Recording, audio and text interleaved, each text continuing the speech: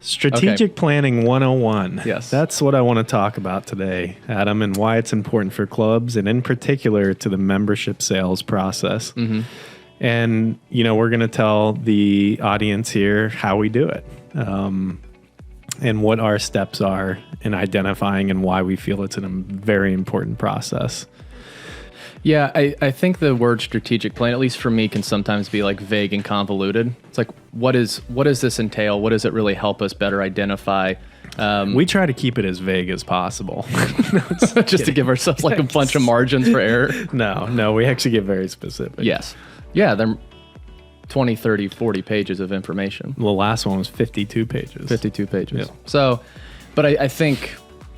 Right. I don't know. To me, can be a vague term. So what do we do going into a club? Mm-hmm. How do we help assess? Because if you're the club, if you're the membership, ownership, board members, GM, whatever, you're very close to the environment, maybe like quote unquote the problem. Too close. So sometimes you're too close. So sometimes it takes a bit more of an objective viewpoint to come in and view it for what it is. Right. Yeah. So I think that's a helpful thing, just base level, just getting a fresh take and a professional take from a company who has seen a lot of these clubs, both successful ones who have struggled. Right. And sometimes it's not even major things, right? It's sometimes these minor tweaks that it just takes us coming in and like identifying. Yeah, and there's companies out there within the club industry that literally all they do is strategic planning for clubs. Those are like whole club strategic plannings, right? If they're really looking to kind of take the club to the next era in CapEx improvements or whatever it may be, master planning, all that. What Capstone does in our strategic planning is we do a little bit of whole club type stuff, but then we focus in very tightly into membership sales. Yeah, how does it relate to selling more memberships? Yeah, exactly. And I mean, I would argue that that's probably what all strategic planning should be, right? Is like how do you attract and retain more members for your club? That's the goal, right?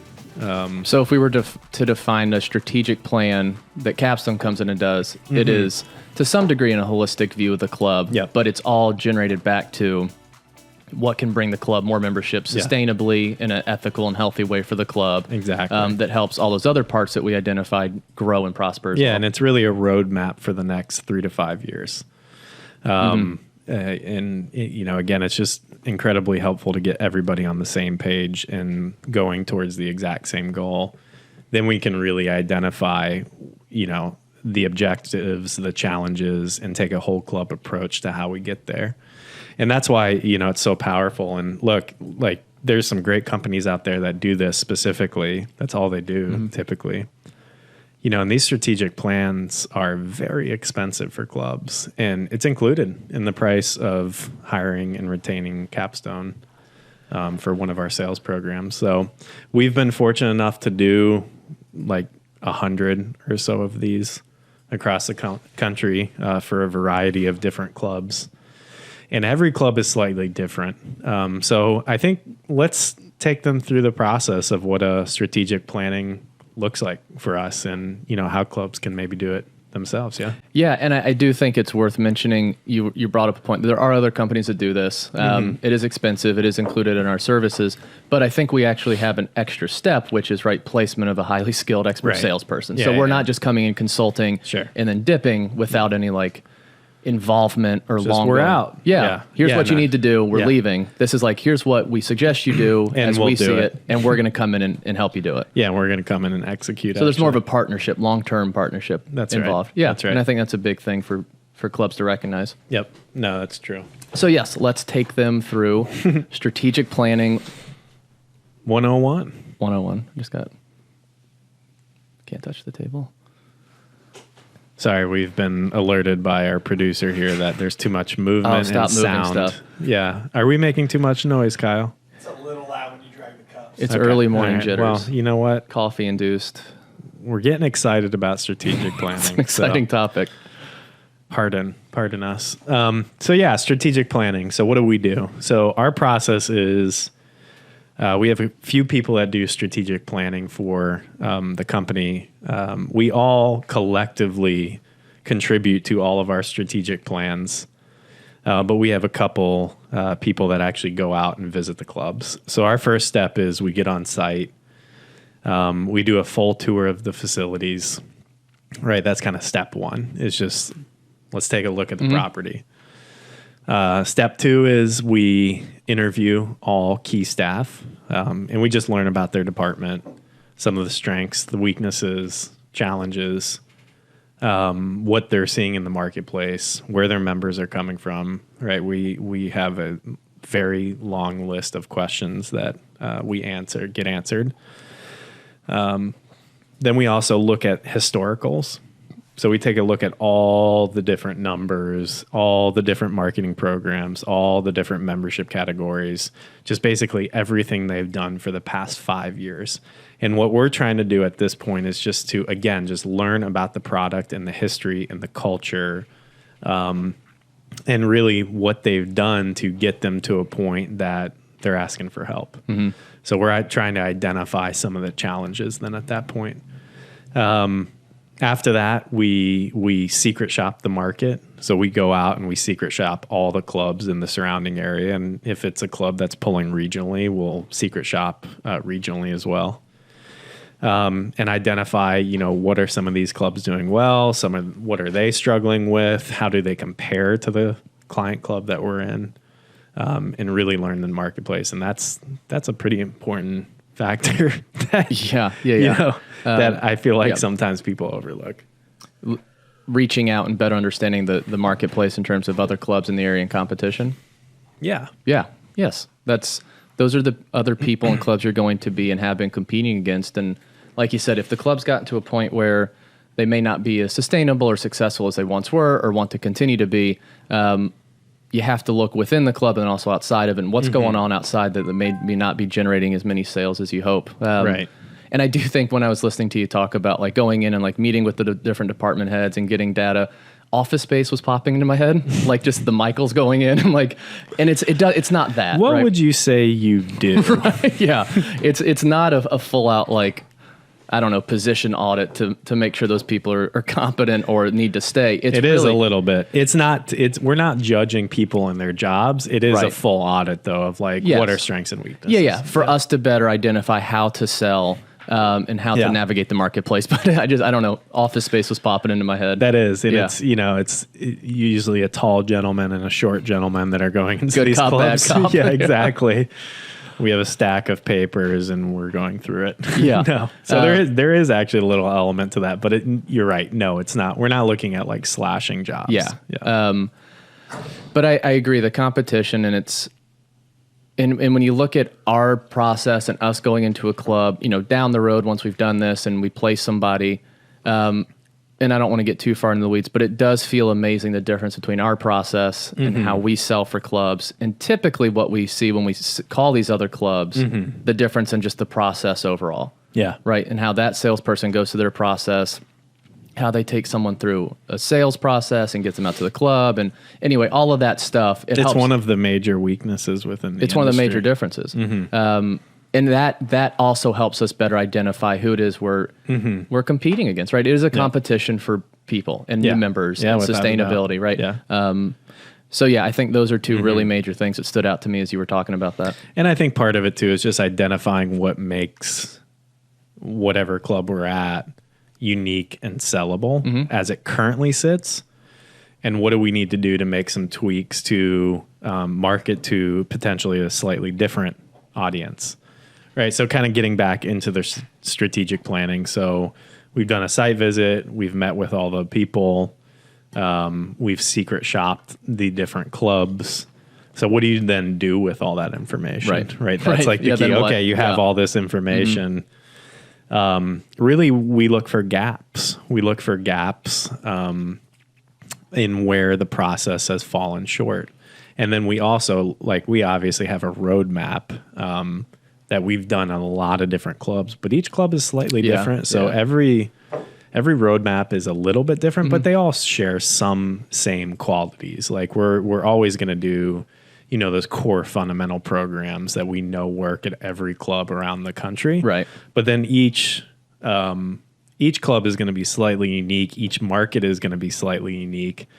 And so we have to figure out, unique strategies to that specific marketplace to maximize the effectiveness of our programming.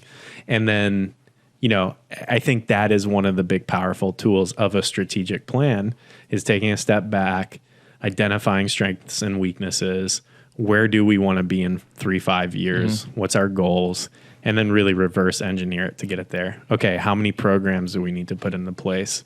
Because, and what are our projections on how many leads XYZ program is going to get?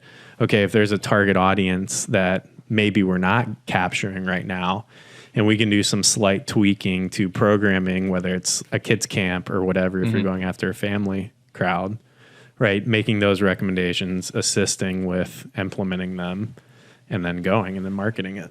Yeah, and it is. I think, like what you were saying, I think it is an art and a science. And I think the data collection and better understanding the market and having done it so many times, that is the science to it. But it's not a cookie cutter approach to it at all, right? No. There are fundamentals, there are basics, there are best practices that we have found that lead to success, generally speaking, in most marketplaces. Right. And, each club is different, each market is different. What people are looking for, that club strengths and weaknesses. And that to me is the fun part of getting to sit down with that individual partner and client and say, how can we maximize this individual property within this individual market? Right. And that's where I feel like the partnership really, really ramps up, because you're working closely with that club to say, here's what we're seeing, this is what we identify, this is what we're looking to do in this market based on these things that we're finding. Yeah. And that's just, I don't know, it's a really fun and creative process to maximize that. Yeah. So after we've done that, after we've identified these things and suggested programming or lead generators to capture this, we create, our budget, our goal budgets. And, most clubs do budgets, but some clubs don't do like detailed budgets. Like they'll just say, oh, we want 30 net members next year or whatever it may be. It's not broken down monthly. You're not like breaking down ad spend. You're not having like a lead generator calendar so that when you're implementing things specific to timing in the marketplace, right? There sometimes isn't just a ton of thought and planning behind it. So that's where we really dive in. And I think that's important for clubs to do, is really dive in, your markets, your ebbs and flows of the different months, and create a smart budget of what the club needs, right? What are its long-term goals? Do they want to put in a new pool? Do they want to do this? Are they trying to get out of a deficit?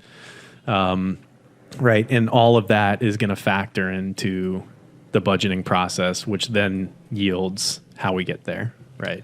Yeah, I think it helps focus and structure clubs' development and progress, right? Yep. And again, they've got so much going on with all these department heads and GM. There's so much to look at that we can come in and really just like hone it down. Yeah. Who has time to do a strategic plan? Yeah. Help them identify what their actual goals are, naming them, becoming aware of them, and then we can go in and help them reach them. And again, through the lens and through the actions of selling more memberships. It's a nice practice for clubs to do. I think it's a nice practice for probably any business to do.